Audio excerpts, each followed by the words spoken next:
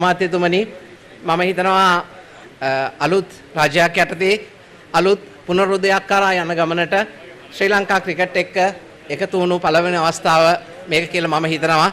ඉතින් මම හිතනවා මේක වැදගත් වෙනවා කියලා අපි ශ්‍රී ලංකා ක්‍රිකට් හැමතිස්සෙම යම්කිසි දෙයක් සාර්ථක කරලා අවසන් කරන්නට තමයි අපි ඔබතුමාව ගෙන්න ගත්තේ. ඉතින් අපි මේ ජාතික උසස් තාක්ෂණ පුහුණු මධ්‍යස්ථානය අද නව ආරකින් ආරම්භ කරා. ඒ සඳහා ඔබතුමාගේ පැමිණීම නැවත තවක් අපි ගෞරවයෙන් පිළිගන්නවා.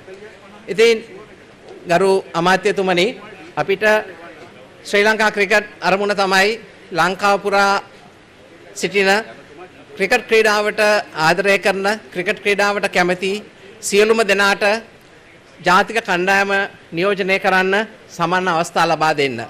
ඒක ගමේ ඉඳලා පාසලේ ඉඳලා ක්‍රීඩා සමාජය දක්වාම අපි රැගෙන අවිල්ලා තියෙනවා.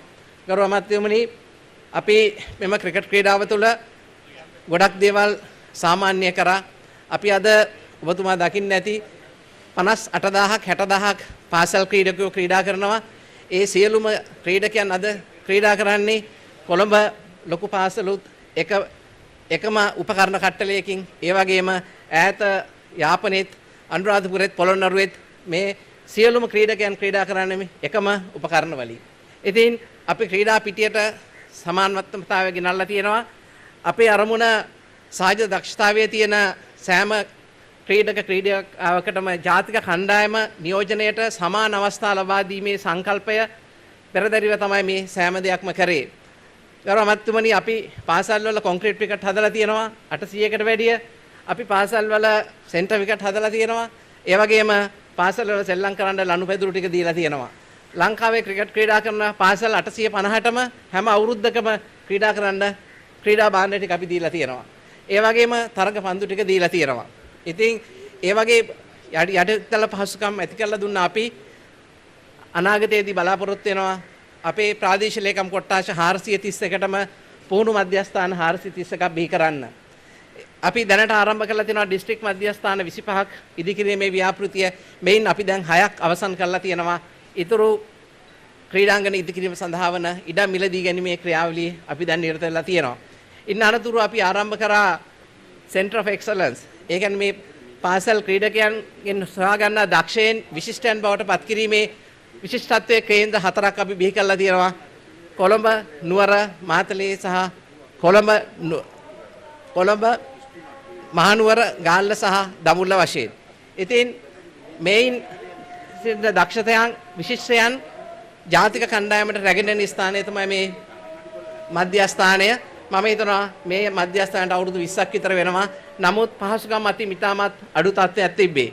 නමුත් අපේ ගරු සභාපති ශමිසිල්ලා මැතිතුමාගේ මැදිහත් වීම මත මෙම ජාතික උසස් තාක්ෂණ පුහුණු මධ්‍යස්ථානය මම හිතනවා ලෝකයේ ඉතාමත් විශිෂ්ටතම පුහුණු මධ්‍යස්ථානයේ බවට පත් කරගනිමින් අපි සිටිනවා. මම හිතනවා තව මාස දෙකක් තුනක් යද්දී ලෝකයේ කොහෙවත් නැති තරම් පුහුණු පහසුකම් මෙම ස්ථානයේ ඇති කරන්න බලාපොරොත්තු වෙනවා. ගරු අමාත්‍යතුමනි ඔබතුමාට මම හිතනවා තේරුම් යයි අපිට තියෙන ශක්තිය මොකක්ද කියලා.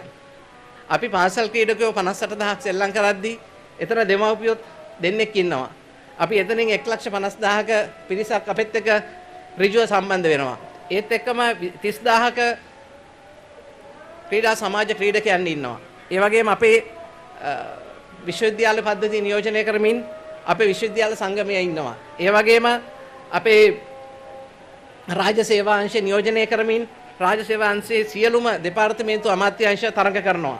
ඒ වගේම වෙළඳ සේවා අංශයේ අවුරුද්දකට මැච් 6000ක් වගේ අපි සෙල්ලම් කරනවා.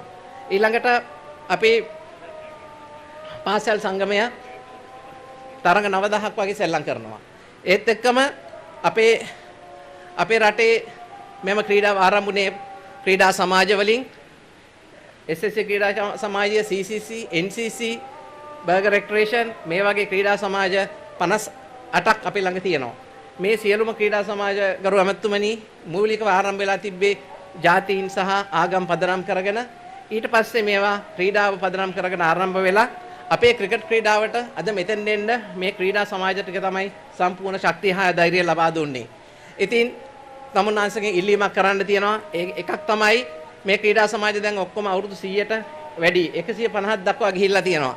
නමුත් මේ ක්‍රීඩා සමාජ වලට ලබා දුන් ක්‍රීඩාංගන ඉතාමත් සාධාරණ මිලකට අපිට ලබා දීලා තිබ්බා සාධාරණ කුලියකට රජයේ ඉඩම්. මම හිතන්නේ බ්‍රිතාන්‍ය පාලන සමයේ. නමුත් දැන් මේ සියලුම ගිවිසුම් අවරංගු වෙලා අලුතෙන් අපිට මේ ගිවිසුම් සඳහා යන්න වෙලා තියෙනවා.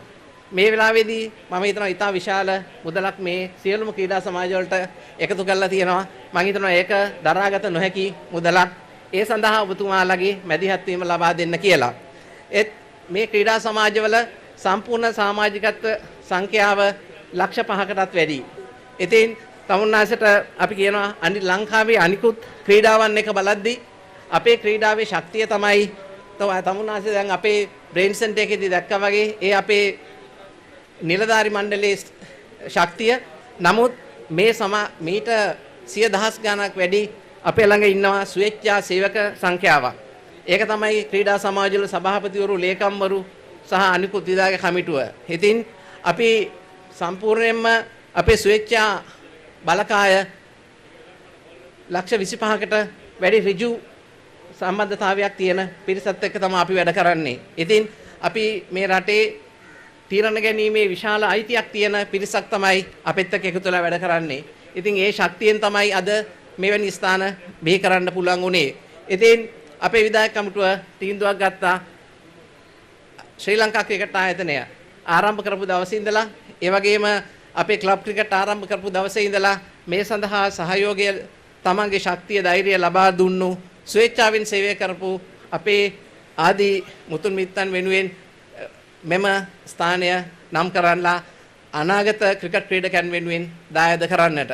ඉතින් අපි තමත් සතුටු වෙනවා. අපේ ළඟ ඉතා විශාල පිරිසක් සේවය කරනවා. ඒ වගේම ඉතා විශාල පිරිසක් ක්‍රීඩකයෝ ක්‍රීඩිකාව වශයෙන් ඉන්නවා. ඒ වගේම මේ ඔක්කොටම සහයෝගය දෙන්න අපිට විශාල ස්වේච්ඡා බලසේනාවක් තියෙනවා. ඒ බලසේනාව මේ ලක්ෂ 25කට අධික බලසේනාව අපි මේ රටේ අනාගතය සඳහාද තමුන්නාසලාට ලබා දෙන්න පුළුවන් කියලා කියමින් අද ආරම්භ කරන ලද මේ උසස් තාක්ෂණ පුහුණු මධ්‍යස්ථානය දියුණුවෙන් දුරටපත් වේවා. ඒ වගේම ශ්‍රී ලංකාවට තව තවත් ජාත්‍යන්තර ජයග්‍රහණ ලබා ගන්නට මේක තෝතැන්නක් වේවා. බොහොම ස්තුතියි.